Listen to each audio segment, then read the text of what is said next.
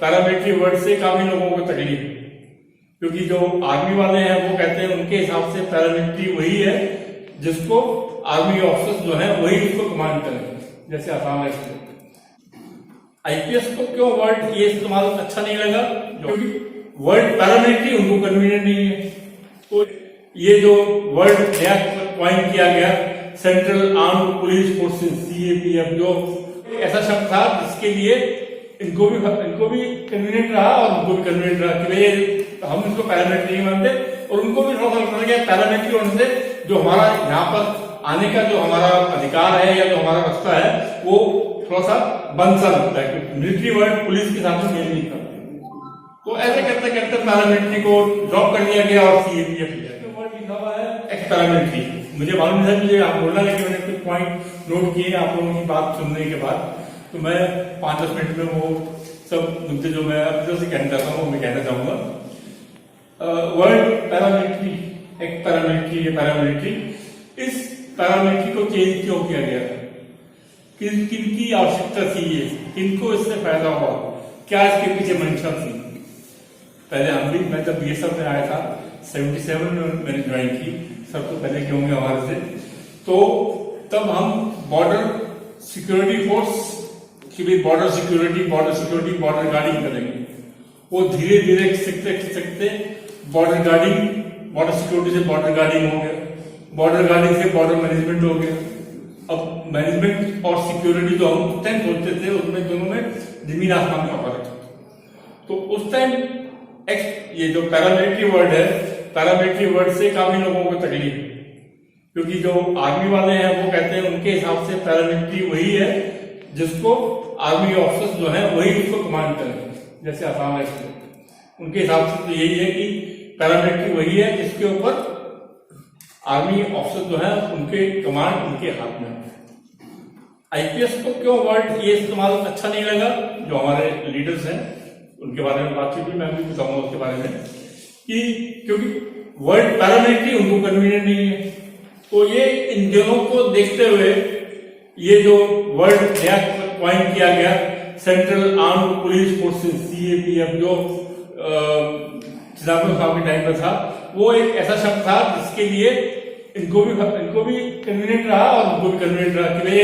हम इसको पैरामिलिट्री नहीं मानते, और उनको भी थोड़ा सा लगता है पैरामिलिट्री होने से जो हमारा यहाँ पर आने का जो हमारा अधिकार है या जो हमारा रास्ता है वो थोड़ा सा बंद सा लगता है, क्योंकि मिलिट्री वर्ड पुलिस के साथ मेल नहीं करते। तो ऐसे करते करते पैरामिलिट्री को ड्रॉप कर दिया गया और सीएपीएफ लिया गया।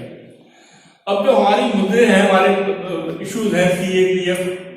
Central armed police forces, CRP, BSF, border guarding forces. अब बॉर्डर गार्डिंग फोर्सेस को दिखाया जाता है एक तरह से बीएसएफ, आईटीबीपी और एसएसबी को, और सिक्योरिटी फोर्स के हिसाब से सीआरपी, सीआईएसएफ। तो हमारी इन फोर्सेस की जो मेन इशू है वो है लीडरशिप को लेकर के। जहां पर लीडरशिप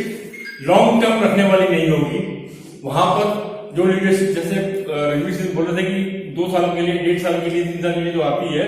उनका लॉन्ग टाइम कोई विजन नहीं है कि हमारी फोर्स की प्रॉब्लम आज से 10 साल बाद, 15 साल बाद, 20 साल बाद क्या होगी, हमारे फैमिलीज के प्रॉब्लम क्या होगी, उनके एजुकेशन की प्रॉब्लम क्या होगी, उनके रहने के लिए क्या क्या दिक्कतें होंगी। ये सब चीजें जो हैं सब लॉन्ग टर्म की हैं हमारी। उनकी वजह से हमारे जवान को पेंशन मिले ना मिले, उसको 191 पे मिले ना मिले, इसका क्या फर्क पड़ता है, क्योंकि उनको वो तो एक जो उनका कमांड का जो टाइम है या उनका जो हमारे यहाँ रहने का, कमांड करने का या बीएसएफ में, सीआरपी में रहने का जो टाइम है वो 2 से 3 साल का है या 5 साल का मैक्सिमम। ऐसा तो नहीं कि वो हमारी फोर्स के लिए उनका कोई कमिटमेंट हो या ऐसा हो। तो एक ये सबसे बड़ी हमारी जो कमी है हम फोर्सेस की, वो ये है कि हमारी लीडरशिप हमारे में ऐसी नहीं है जो हमारे फोर्स से जुड़ी हो, ग्राउंड से जुड़ी हो, जिसको हमारी फोर्स की प्रॉब्लम मालूम हो और जिसको फोर्स के साथ में लंबे समय तक रहना हो। तो उसका एक यही है कि शुरू में जब ये फोर्सेस खड़ी हुई, हमारे पास उस टाइम जो कार्डर के ऑफिसर थे वो इतने सर्विस वाले नहीं थे, उनके पास उतना एक्सपीरियंस नहीं था, इतनी सर्विस नहीं थी कि वो ऊंचे पदों पर पहुंच सके। लेकिन अब जैसे बीएसएफ में 55 साल हो गए बीएसएफ को बने हुए, सीआरपी तो और भी पुरानी है, उसमें अब काबिल officer qualified, competent, professionally sound सब है। तो ये एक मुद्दा है कि क्योंकि लीडरशिप जब हमारी नहीं होगी तो जो हमारी संगठन की या हमारे ऑर्गेनाइजेशन की जो दिक्कतें हैं वो गवर्नमेंट तक सही तरीके से नहीं पहुंचाई जा सकती। मैं किसी भी संगठन से जुड़ा हुआ नहीं हूं, लेकिन दिल से, क्योंकि मैं खाकी हूं, तो मैं कोई भी इश्यू होता है खाकी का, चाहे वो पुलिस का हो, स्टेट पुलिस का हो, सेंट्रल पुलिस का हो, कोई अगर किसी फोर्स के ऊपर उंगली उठाए तो आप मेरा ट्विटर पे देख सकते हैं, मैं उसके ऊपर जरूर अपना रिस्पॉन्स देता हूं और कोशिश ये करता हूं कि मैं अपना सही जो उसका हमारा नजरिया है उसको सामने लाया जाए। अभी फ्लैग डे के बारे में बात चली थी जो 7 दिसंबर को हुआ था। लास्ट टाइम भी मैंने लिखा था और इस बार भी मैंने 7 दिसंबर को लिखा कि हम आर्म्ड फोर्सेस फ्लैग डे पर कंट्रीब्यूट करते हैं, जो भी कंट्रीब्यूशन पूरी कंट्री में होता है आर्म फोर्सेस के लिए, उनके वेलफेयर एक्टिविटीज के लिए। तो मैंने कहा क्योंकि हम भी फोर्सेज हैं, हमारा हम उस अम्ब्रेला में नहीं है आर्म फोर्सेज के, जो भी उसके प्रोसीड्स आते होंगे उसमें हमारा कोई वो शेयर या कोई हमारा हिस्सा नहीं है। तो मैंने प्राइम मिनिस्टर को और एसएम को, सभी जितने भी डीजी सबको मैंने ये लिखा, ट्वीट किया मैंने कि इसी तर्ज पर हमारा भी एक सिक्योरिटी फोर्सेज फ्लैग डे होना चाहिए, जिसका एम और ऑब्जेक्टिव वही हो जो आर्म फोर्सेज फ्लैग डे का है, ताकि हम भी उसी, हमारी भी आवश्यकता वैसी ही है। तो एक तो ये है कि हमारे जो प्रॉब्लम्स हैं, हमारे इश्यूज हैं, उनको मिनिस्ट्री तक या जो हमारे बड़े नेता हैं या जो पॉलिसी मेकर्स हैं उन तक हमारी आवाज सीधी पहुंचती नहीं है, क्योंकि कोई ऐसा मैकेनिज्म नहीं है जो हमारी खुद की प्रॉब्लम्स को सीधा वहां तक पहुंचा सके। एक सबसे बड़ी कमी हम लोगों के बीच में यही है। तो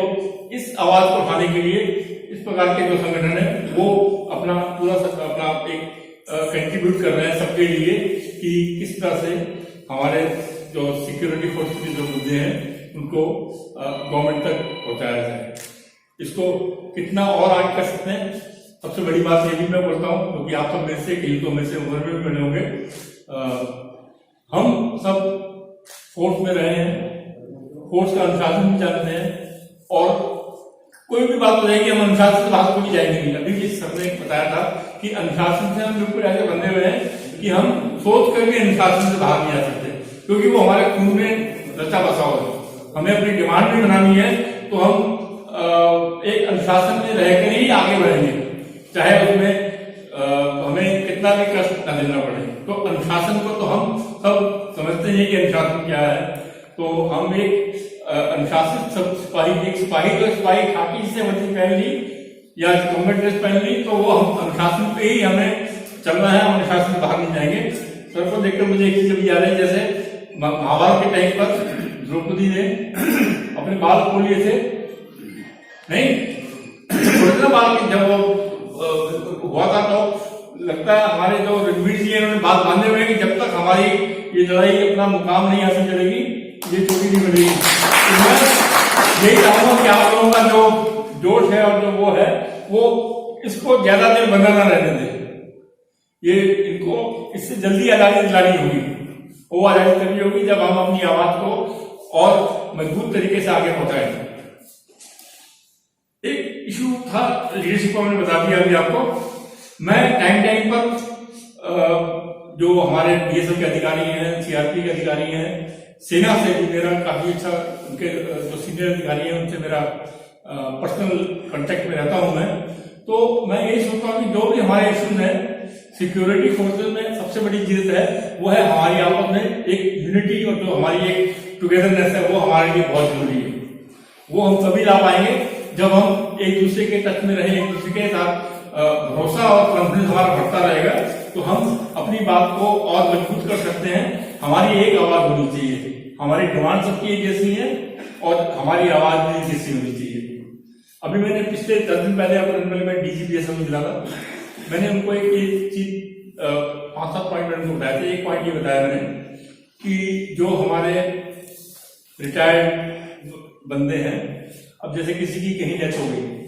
किसी गांव में कोई हादसा में किसी गांव में है, कोई ज्यादातर हमारे जो भाई हैं रिटायर्ड या जो भी हैं वो सब ज्यादातर गांव से या रूरल बैकग्राउंड से आते हैं। तो मैंने उनको ये बोला था कि हमारे जो भी जवान या कोई रिटायर्ड बंदा, चाहे वो किसी भी रैंक का हो, जब भी उसकी कभी डेथ हो जाए किसी भी कारण से, चाहे बीमारी से, किसी भी बात से, तो मैंने कहा उसने एक ऐसी एसओपी बनाई जाए कि जब भी किसी की ऐसी डेथ हो तो जो नियरेस्ट बटालियन या नियरेस्ट एस्टेब्लिशमेंट है उसकी खुद की फोर्स का या दूसरी फोर्स का, जहाँ बीएसएफ का है तो बीएसएफ का हो या सीआरपी, अब तो हर जगह कोई ना कोई फोर्स ही है अवेलेबल, उसके लिए वहां पर एक एसओपी हो कि उसके अंतिम संस्कार के टाइम पर कोई डिटैचमेंट जो वहां पर जा करके फोर्स को रिप्रेजेंट करे, फोर्स को रिप्रेजेंट करके उसके लिए पुष्प उनका वहां पर जो सम्मान होता है डेथ के टाइम पर वो होना चाहिए। उसके दो कारण मैंने बताया, एक तो जो वो फैमिली है, परिवार है, उसको ये लगता है कि हाँ मेरे को मेरी फोर्स जो है वो देखने वाली है, आज भी मेरे लिए उसके दिल में जगह है, मेरे लिए फिक्र है। और दूसरा ये है कि जो गांव का आदमी होगा वो भी देखेगा, वो भी समझेगा कि हाँ वो एक ऐसी फोर्स है जो अपने आदमी का, उनकी फैमिली का मरने तक या मरने के टाइम भी उनका ध्यान रखिए। मैं एक तरह से फोर्स को आगे जो एक हमारी फोर्स की अंडरस्टैंडिंग है उसको मजबूत करने में एक ये मदद देगा। आज ही मैंने एक बताया, एक आपने सुना होगा नायक भैरव सिंह जो बीएसएफ के हैं देश में हमारे, नायक भैरव सिंह जो बॉर्डर फिल्म में जिसका रोल सुनील शेट्टी ने किया था, उसी का 3-4 दिन पहले प्रेस में कहीं कटिंग आई थी कि जो नायक भैरव सिंह है बीएसएफ का रिटायर्ड बंदा जिसने लोंगोवाल की लड़ाई में अपना रोल प्ले किया था, वो गुमनामी का जीवन जी रहा है। क्योंकि लोगों ने सोचा कि क्योंकि फिल्म में देखा उन्होंने कि सुनील शेट्टी मर गया था, तो लोगों ने सोचा कि वो बंदा जो है भैरव सिंह एक्चुअल जीवन में भी शायद जीवित नहीं है। तो उन्होंने बताया कि वो जीवित है, शेरगढ़ में रहता है। तो जब ये सोशल मीडिया में चला तो उसके बारे में पता लगा, तो उसको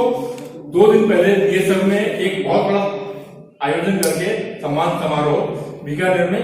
उनको बुलाया गया ताकि लोगों को मालूम चले, क्योंकि लोगों में एक तरह से ये पूरी जानकारी नहीं है कि सीमा सुरक्षा बल रहता है, वो तो सब समझते हैं कि सब सेना ही है जो बॉर्डर पर रहती है। तो ये एक जागृति लाने की बहुत जरूरत है कि कौन सी फोर्स क्या काम कर रही है। 15,000 किलोमीटर जो बॉर्डर है हमारा, वो सब बीएसएफ आईटीबीपी एसएलबी, कुछ एरिया जो एलसी का है और एलएसी का जो तिब्बत के साथ में है, वहां जरूर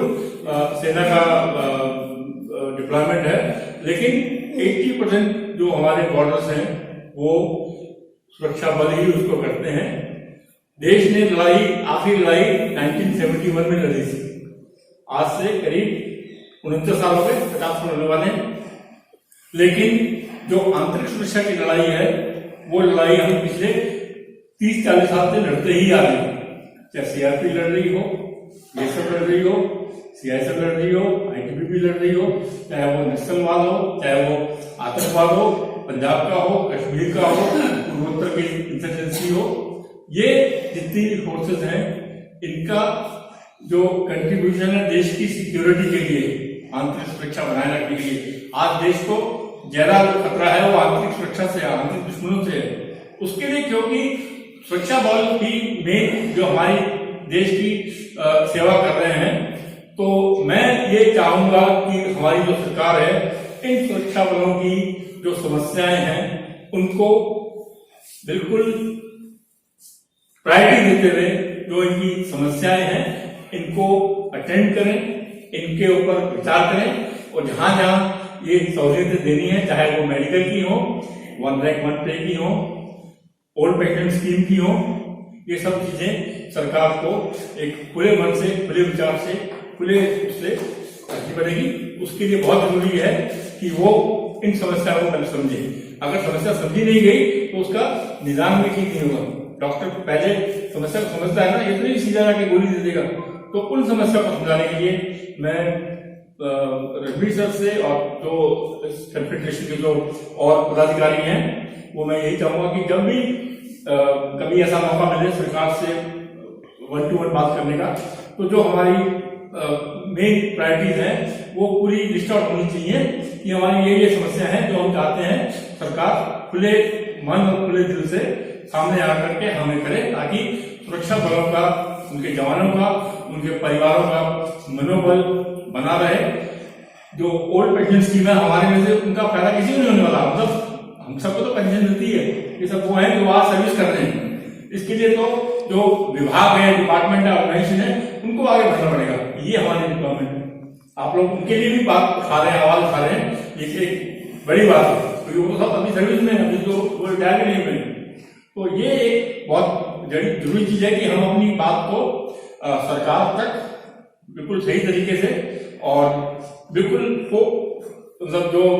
एक लॉजिक को हम सामने रख सके कि हमारी ऐसी समस्याएं ये है, क्योंकि ये समस्या आप तक नहीं पहुंच पा रही सही तरीके से। हम चाहेंगे कि आप हमें मौका दें, हम आपको आपके सामने ये बता सकें।